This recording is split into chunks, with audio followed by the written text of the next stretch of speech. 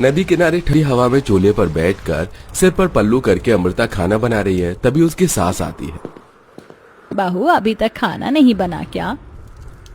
हाँ माँ जी बन गया, बस ये आखिरी रोटी सेकनी रह गई है। आप लोग आ जाइए, मैं खाना लगा देती हूँ। सारा परिवार चूल्हे के बगल में थाली लेकर बैठता है। अमृता सबको खाना परोसती है। वाह भाई, नदी के सामने ठंडी ठंडी हवा में खाने का अलग ही स्वाद आ रहा है।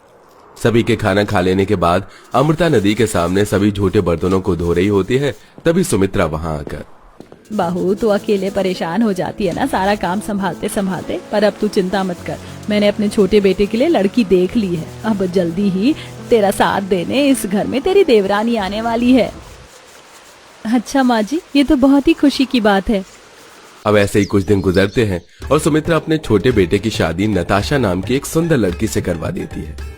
OMG, मेरे ससुराल के घर के सामने इतनी सुंदर नदी है, कितना अच्छा नजारा है। बहू कहाँ खो गई तुम? गृह प्रवेश की रस्म हो गई, घर के अंदर आओ। जी जी माँ जी। अगले दिन सुबह नताशा अपनी पहली रसोई करने के लिए घर में चारों तरफ रसोई ढूंढ रही होती है। कमाल है, पूरा घर घूम लिया पर बेडरूम हॉल के सिवाय कुछ नजर ही नहीं आ रहा। आखिर ये रसोई है कहाँ? अरे नताशा, यहाँ क्यों खड़ी हो? तुम्हें अपनी पहली रसोई का खाना नहीं बनाना? जेठानी जी, खाना तो तब बनाऊंगी ना जब कमबख्त ये रसोई दिखेगी मुझे। ये रसोई है कहाँ? अच्छा रसोई, चलो मैं दिखाती हूँ रसोई कहाँ है। अमृता नताशा को लेकर घर के बाहर आती है, जहाँ घर के बाहर एक मिट्टी का चूल्हा, कुछ मसाले के डिब्बे और सिलबट्टा और बाकी सामान था। ये देखो नताशा, इस नदी के सामने हमारे घर की रसोई। अरे यहाँ इस नदी के पास रसोई, पर रसोई तो घर के अंदर होती है ना? हाँ होती तो घर के अंदर ही है, पर हमारे घर की रसोई घर के बाहर है। अब नताशा घर के बाहर नदी के सामने बनी रसोई में खाना बनाने लगती है। तभी अचानक नदी की लहरें तेज हो जाती है और पानी की लहर नताशा की रसोई की तरफ आती है, जिससे नताशा और नताशा का खाना पूरी तरीके से गीला हो जाता है। सत्यानाश, इतनी गर्मी में इतनी मेहनत से मैंने अपनी पहली रसोई का खाना बनाया और नदी की लहरों ने एक झटके में सब पर पानी फेर दिया। जेठानी जी कहाँ हैं आप? बाहर आइए। हाँ नताशा, कहो क्या हुआ?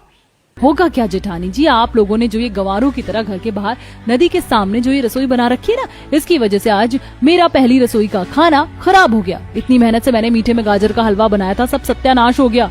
अब मैं अपनी पहली रसोई के खाने में सबको मीठे में क्या खिलाऊंगी? अच्छा ठीक है, तुम धीरज रखो, घबराओ मत। माँ जी अभी घर में नहीं है, चलो पड़ोस के घर से गाजर मांग कर ले आते हैं। अमृता नताशा को लेकर अपने पड़ोसी मॉडर्न परिवार के घर में आती है। शीतल बहन, वो मुझे जरा कुछ गाजर की जरूरत थी, क्या तुम्हारे पास मिल जाएंगे? हाँ क्यों नहीं, आओ रसोई में, मैं दे देती हूँ। अमृता और नताशा शीतल की रसोई में जाती हैं। रसोई में आते ही उन्हें ठंडक का एहसास होता है, जो AC की होती है, जिसे देख नताशा की आंखें फटी की फटी रह जाती हैं। बाप रे, तुम्हारी रसोई कितनी मॉडर्न है, तुमने अपनी रसोई में AC भी लगा रखा है। कितनी ठंडी ठंडी हवा आ रही है रसोई में, और इस तरफ तो डाइनिंग टेबल भी है, यहाँ पर भी AC की कितनी ठंडी ठंडी हवा आती होगी। हाँ नताशा, सही कहा। शीतल, तुम्हारी रसोई सचमुच बहुत अच्छी है। वैसे अब हमें चलना चाहिए नताशा, अगर माँ जी हमसे पहले आ गई तो दिक्कत हो जाएगी। हाँ ये लो, ये रहे तुम्हारे गाजर, और किसी चीज की जरूरत हो तो आती रहना। देखा जेठानी जी, उसे कहते हैं रसोई। एक मॉडर्न और अच्छी रसोई वैसी होती है जैसे शीतल की है, और एक हमारी रसोई है गंवारों की तरह नदी के पास, वो भी खुले में। ऐसा मत बोलो नताशा, इस रसोई में माँ जी ने भी खाना बनाया है और मैं भी बनाती आ रही थी। ये नदी की लहरें तो बस कभी कभी आती हैं, वैसे हमारी रसोई बहुत अच्छी है। अब नताशा गाजर लेकर गाजर का हलवा बनाती है और अन्य व्यंजनों के साथ गाजर का हलवा वो अपने ससुराल वालों को परोसती है। सभी लोग घर के बाहर नदी के पास जमीन पर बैठकर खाना खा रहे होते हैं। तभी नदी से गंदी गंदी बदबुओं के साथ मक्खियां उनके खाने में भिनकने लगती हैं और अंकुश नाक बंद करके कहता है,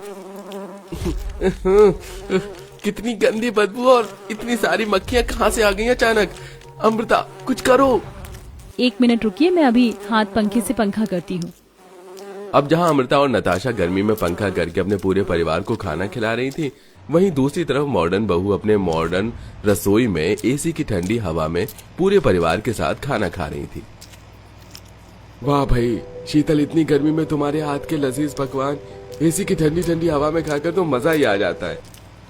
मजा तो आएगा ही, क्योंकि हमारी बहू जितनी मॉडर्न है उतना ही मॉडर्न मैंने उसके लिए उसकी रसोई भी बनवा रखी है।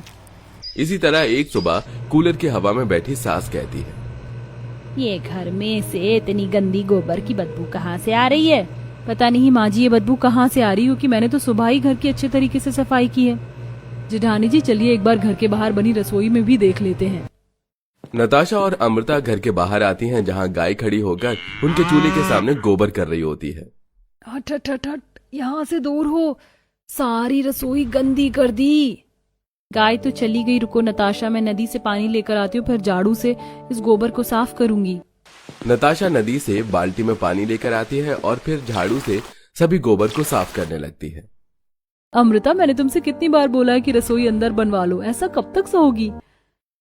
शीतल दीदी आप ही समझाओ इन्हें। देख लिया जेठानी जी, ये गवारों जैसी रसोई होने के कारण आपको यहाँ गाय का गोबर भी साफ करना पड़ रहा है। शीतल तुम्हें सब तो पता है, और तुम भी ना नताशा फालतू में इतनी परेशान हो जाती हो। देखो 2 मिनट लगे और मैंने झाड़ू से पूरी रसोई साफ कर दी। चलो अब यहाँ बैठकर खाना बना लो।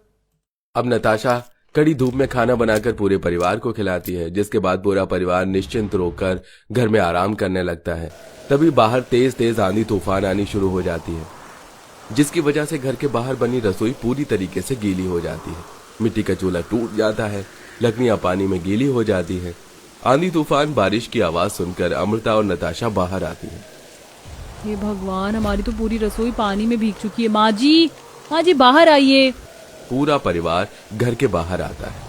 माँ जी ये देखिए, आंधी तूफान और बारिश की वजह से हमारे घर के बाहर बनी ये रसोई पूरे तरीके से खराब हो चुकी है। चूल्हा टूट चुका है और बारिश के पानी में लकड़ियाँ भी गीली हो चुकी हैं।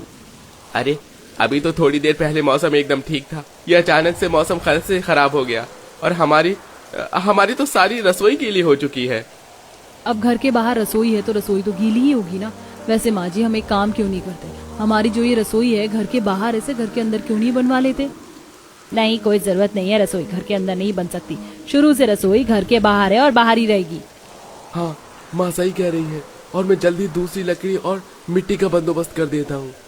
अब जहाँ गर्मी में गवार बहू आंधी तूफान में अपनी बिखरी रसोई को देखकर परेशान हो रही थी, वहीं मॉडर्न बहू अपनी एसी रसोई में गर्मा गर्म पकौड़े तल रही थी।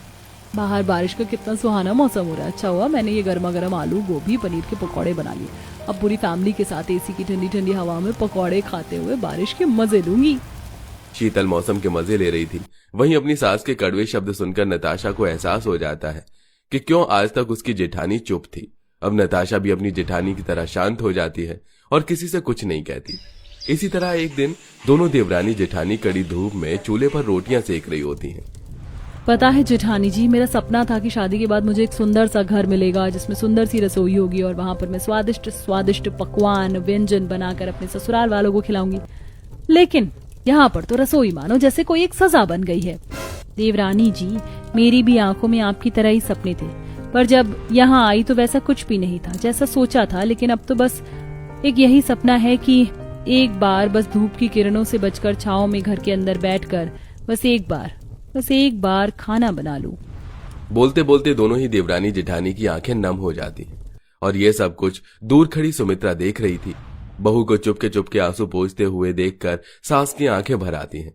उसे याद आता है कि कैसे वो भी एक जमाने में ताने सुनती थी और आज वो गलती दोबारा हो रही है, पर वो कुछ नहीं कहती। उस दिन अगली सुबह धूप में जब वो दोनों देवरानी जेठानी को खाना बनाते देखती है जहां वो आंसू पोंछ रही थी, दोनों तभी सास कहती हैं, माँ जी आप यहाँ, मैं तो ला ही रही थी खाना। तभी सुमित्रा अपनी बहू का हाथ पकड़कर, कब तक अपनी भीगी आंखों से मुझसे छुपाती रहोगी? आज मैंने सब कुछ देख लिया है। तुम दोनों ने हमारे घर की मान मर्यादा और सदियों से चलती आ रही परंपरा को निभाते हुए ना जाने कितनी तकलीफों का सामना किया है। कभी आंधी, कभी तूफान, कभी बारिश, कभी नदियों की लहरें। इन सब से लड़ती हुई तुमने मेरे मान मर्यादा को बचाए रखा। अब मेरा कर्तव्य बनता है कि मैं तुम दोनों के लिए कुछ करूं। इसलिए 1 हफ्ते बाद अब तुम इस खुली रसोई में खाना नहीं बनाओगी। शीतल और उसकी सास आते हुए, आखिरकार आपको अपनी बहुओं का दुख दिख ही गया आंटी जी। हाँ, देर आए दुरुस्त आए।